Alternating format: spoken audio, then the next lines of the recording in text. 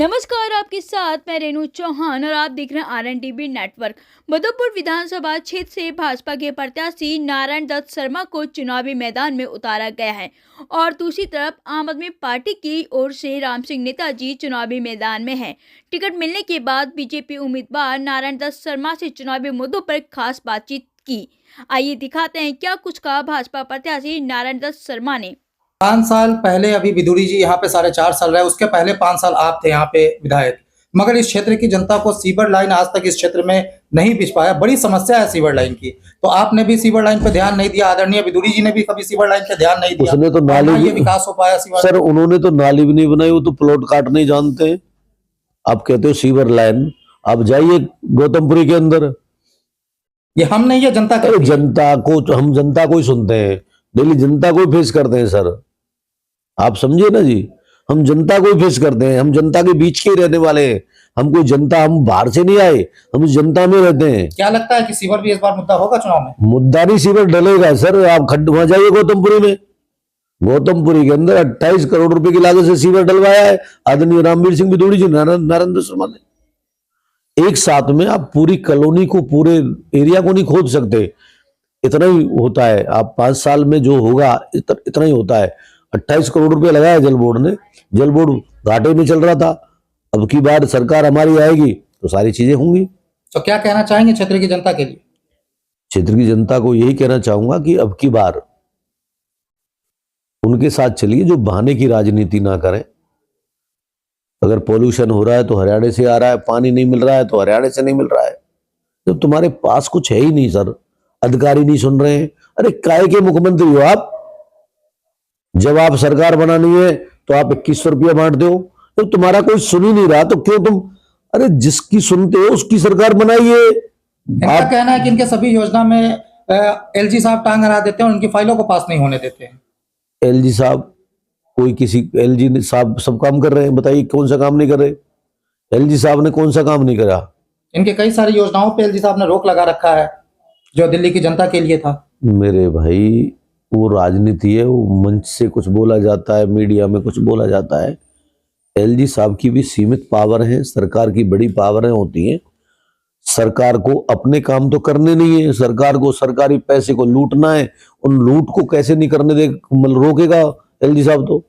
मगर भ्रष्टाचार के आरोप लगातार केजरीवाल पर, उनकी पार्टी पर लग रहा है, मगर भ्रष्टाचार साबित नहीं हो पा रही है। क्या मामला रहा? आप और मैं कोर्ट तो नहीं है सर। अगर साबित नहीं हो रहा होता तो 7 महीने 8 महीने आदमी सीएम जेल में रहा है, 17 महीने डिप्टी सीएम जेल में रहा है। अगर आरोप साबित की बात है तो आप खुद अपने से लगा लीजिए। 2% के मार्जिन से दारू का जो कमीशन था कंपनियों का, तो 2% था, वो 12% क्यों हो गया भाई? हाँ जी, अगर पॉलिसी इतनी अच्छी थी फिर चेंज क्यों हुई सर? मेरा कहने का मतलब है, एक भी ऐसा स्टेट नहीं है जहां के मुख्यमंत्री ने अपने घर में स्विमिंग पूल बनवाया हो, शीश महल बनवाया हो। आरोप सिद्ध होंगे ना जी, कानून है, कानून के हिसाब से चलता है। अभी देखिए, आरोप की राजनीति तो लगातार चलती आ रही है। आम आदमी पार्टी भी भाजपा पर लगातार आरोप लगाती आ रही है। तो सर मैं आम आदमी पार्टी का हिस्सा रहा हूं सर। आम आदमी पार्टी के बारे में मुझे इंटरनल सारी चीजें पता है। वो कितने देशभक्त लोग हैं, कितना उन्होंने बाहर से जो चोला बना रखा है, वो कितना सब चीज पता है मुझे।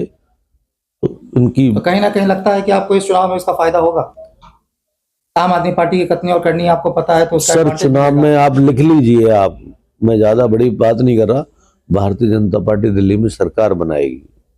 मुख्यमंत्री का चेहरा अभी तक भारतीय जनता पार्टी ने घोषित नहीं किया है, इसको लेकर क्या कहेंगे? कई स्टेटों में बिना मुख्यमंत्री के चुनाव लड़ते हैं, उसके बाद में हमारा उसके हिसाब से जो पार्टी का लो है उसके हिसाब से फिर चयन प्रक्रिया होती है। यानी दिल्ली में भी बिना मुख्यमंत्री के चुनाव के इस बार चुनाव लड़ा जाएगा? नहीं, बिना मुख्यमंत्री की चुनाव लड़ा जाता है। हमारी पार्टी में कई स्टेटों में लड़ा गया है, दिल्ली में कौन सी बात है जी? क्योंकि दिल्ली कई मामलों में अहम है, केंद्र है। तो क्या लगता है मोदी जी के ही आश्वासनों पर इस बार चुनाव लड़ा जाएगा? सर जनता कमल के फूल को देखती है, विजन को देखती है, राष्ट्र को देखती है, विकास को देखती है। उसकी भ्रष्टाचार और दारू के ठेकों को नहीं देख रही जनता, पता चल चुकी है। तो इसलिए क्या चेहरा है? क्या चेहरा, जिस चेहरे को 7 महीने तिहाड़ में रहना पड़ा हो, जिसमें भ्रष्टाचार के इतने आरोप हो, जिसकी जिम में 10 लाख रुपया महीने उसके बेटे को जा रहे हो, है जी, क्या मतलब क्या सिस्टम है। जिस आदमियों ने आम आदमी पार्टी को खड़ा किया, केजरीवाल को केजरीवाल मुख्यमंत्री बनाने वाले बहुत सारे साथी हैं जिन्होंने सब कुछ लगाया, आज वो कहां है। कुमार विश्वास का कम योगदान था जी। हाँ जी, स्वाति मालीवाल महिला सम्मान 2100 रुपया देने की आप बात कर रहे हो, वो स्वाति मालीवाल आपकी राज्यसभा सांसद थी, जिसके साथ में आपके शीश महल में ही आपके पर्सनल पीए के द्वारा हाथापाई की गई। आप क्या महिलाओं का सम्मान करेंगे।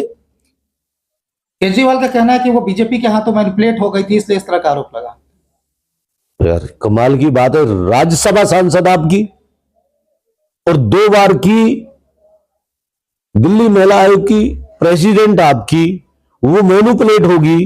कमाल हो गया सर। फिर आप कैसी राजनीति कर रहे हो। एक तरफ कहते हो कि मेरा ये आदमी वो है और मेरा कोई नहीं तोड़ सकता, एक तरफ आपका राज्यसभा सांसद मैनिपुलेट हो रहा है। यानी कि अगर उसको तुम्हारा भ्रष्टाचार पर उंगली उठाई तो भारतीय जनता पार्टी का हो गया, अगर वो तुम्हारी दलाली करता रहा, तुम जो गलत कर रहे हो उसमें सहमति करता रहा तो ठीक है। ऐसे थोड़ी चलेगा। भारतीय जनता पार्टी पर लगातार आरोप लगते आए हैं कि वो ईडी का इस्तेमाल करती आई है, विपक्षियों को डराने के लिए गलत इस्तेमाल लगातार करती आई है, तो इस डर से भी कहीं ना कहीं काफी असर पड़ता है। कोई असर नहीं पड़ता सर। तुम सौभाग्यशाली हो सर कि तुम्हारे देश का सर्वोच्च जो नेता है ना, उसके कॉलर में दाग नहीं है।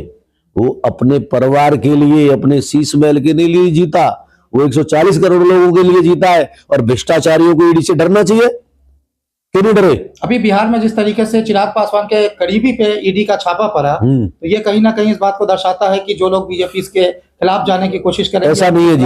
जब चिराग पासवान, आप देखिए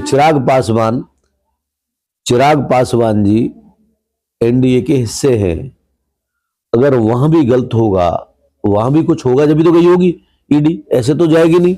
अगर केजरीवाल साहब कहते हैं हमारे, अरे ये ईडी है, अगर कहीं कुछ गलत दिखेगा तो जाएगी, ये सरकारी संस्था है, पहले भी और होता था।